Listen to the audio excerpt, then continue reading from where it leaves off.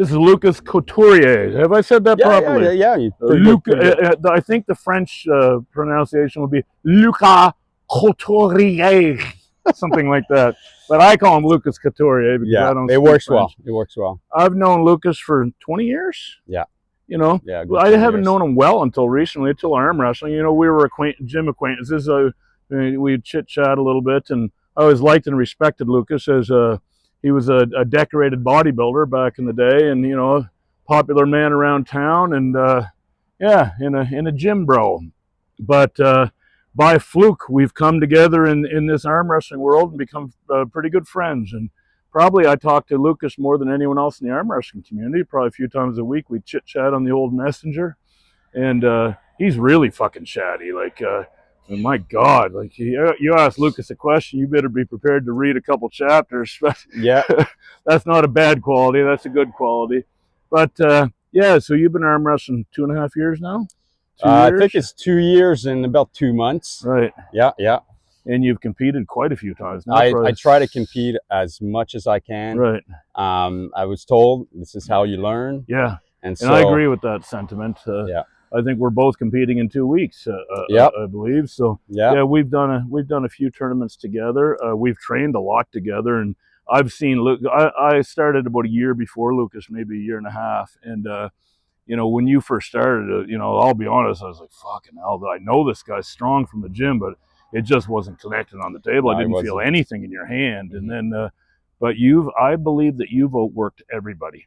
And there's a lot of people working hard, myself included. But as far as consistency and workouts and really itemizing what you need to work on, and you know, and being really scientific about this, I'd say that you take the cake right now, and it's showing. So, what do you got plans for? What are your plans in the sport? Well, I definitely fell in love with the sport, and I got to say that you actually, like, it's because of you I'm there.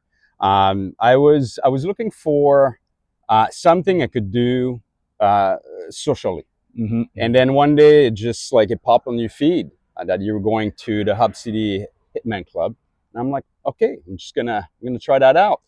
And quite honestly, like, I was sitting in the parking lot, and I almost left. Was that when we were training over there? Exactly, okay, exactly. Yeah. I almost left. I was like, no, I don't think it's for me. And I came in, and everybody was super welcome, super helpful, leave the ego out of the door, and I just fell in love with it. Yeah, it's fucking incredible.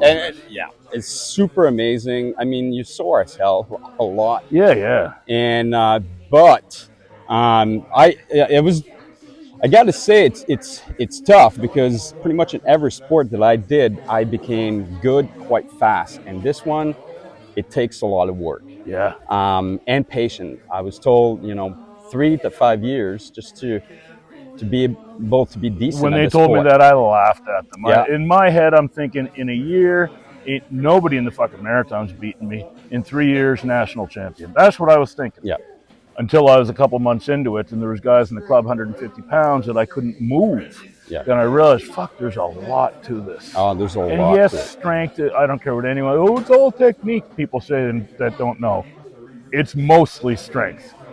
But technique is important. Technique is very important. You got to know where to put that strength. But I would rather have no technique and a lot of strength than a lot of strength.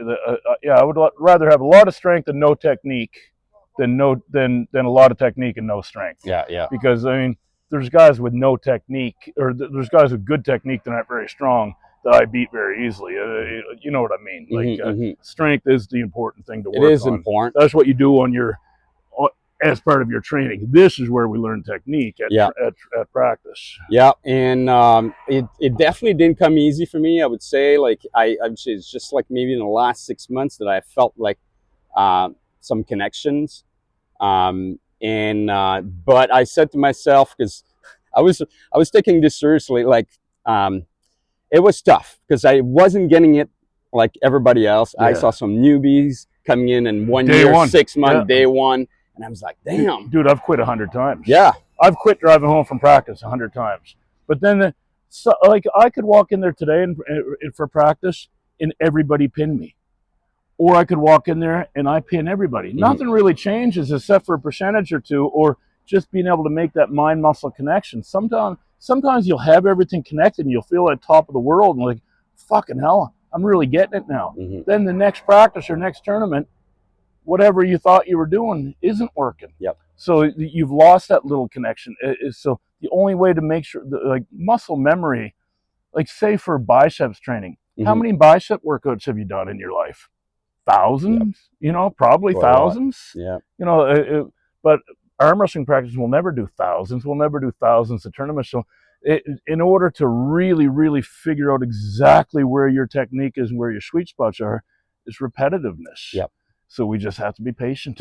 Try.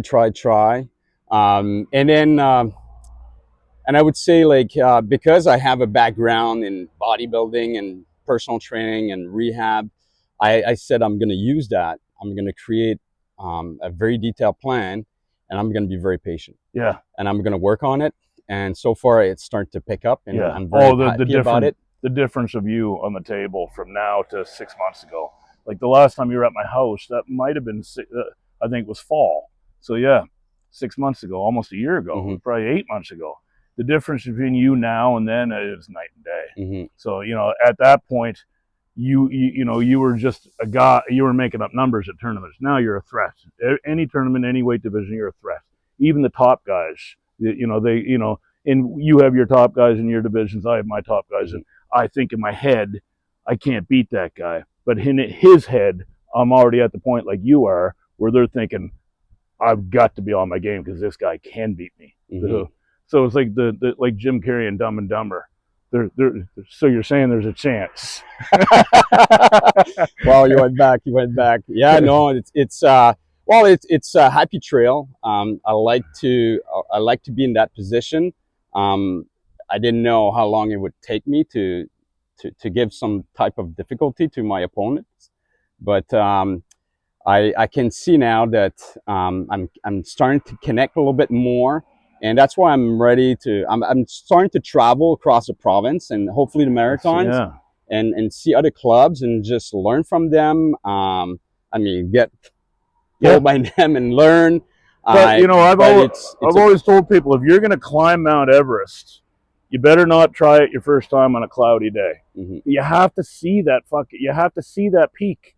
In our Mount Everest, for me, it's Jody Harper and Sean Ross in this area, and so I have to feel their hands, and I have to know that that's the peak of Mount Everest, and I can feel it, and I can either walk away from the table saying no, that's too fucking far, or I might as well just keep walking. Eventually, I'll get to that top, or I won't, but I'll keep trying. But this is the you know, the athlete in you, the competitiveness, right? Like I always been very competitive. I like to go to the top, and so I'm ready to go from basic to on my way up. And but it's tough, you know. There's many times I just wanted to. I'm like, why am I doing this? It's a lot of pain. I'll probably say it today. I'm sore, and you know, and I might not be able to train for a few days. I'll do legs instead, and my legs are starting to get bigger now because I'm trying to well, the body's a circus. And to me, like I've been struggling with my legs since my spinal issues, but the strength is coming back. And in my head, I'm thinking, okay, the body's a circuit. And if you remember the old Christmas lights, if one fucking light went out, all the lights went out. That's my way of thinking. That I'm that line of Christmas lights, and all the lights have to be turned on in order to be strong here. And if that one light goes out there, then this is going to fucking go out too. So just trying to keep the whole thing working, try to stay somewhat mobile, and you know, and for long term, I mean, you want to have strong legs. It just as a man, you want to be strong head to toe, and it helps you in longevity, right? Especially the older you get, you need to have strong legs. It's everything. And so when COVID happened and I became sedentary, I stopped, you know, I went from wrestling. At that time, I was still wrestling probably 125 matches a year, plus doing my treadmill and cardio and stuff. And, you know, and somebody told me, you got to keep your legs moving because, you know, once you lose your wheels, it's hard to get them back. So I sat on the couch for a couple of years with COVID, more than a couple. This is the only thing that got arm wrestling. And it's not a lot of mobility, but now that I'm up moving, making sure I get my steps in, training legs hard, doing a little bit of cardio, I feel it coming back, but I I should have never let it go, because there will come a point in everybody's life, if you get old enough, that if you stop using your legs, they stop fucking working. Yeah, and then you decrease after that. Yeah. Well, although like sometimes in arm wrestling, I do feel my legs. Oh, you know, it's just like my legs are sore after good practice, because my offensive technique is that I come down with the guys, so you know, sometimes my ass is almost on the ground in the bottom position. Anyway, Lucas, we're going to get rained on here, so thank you very much for the interview. You, and as always, I'm in your corner, man, and I'm cheering for you the whole way, and I think you're going to go just as far as you want to go. Thank you, buddy. Likewise.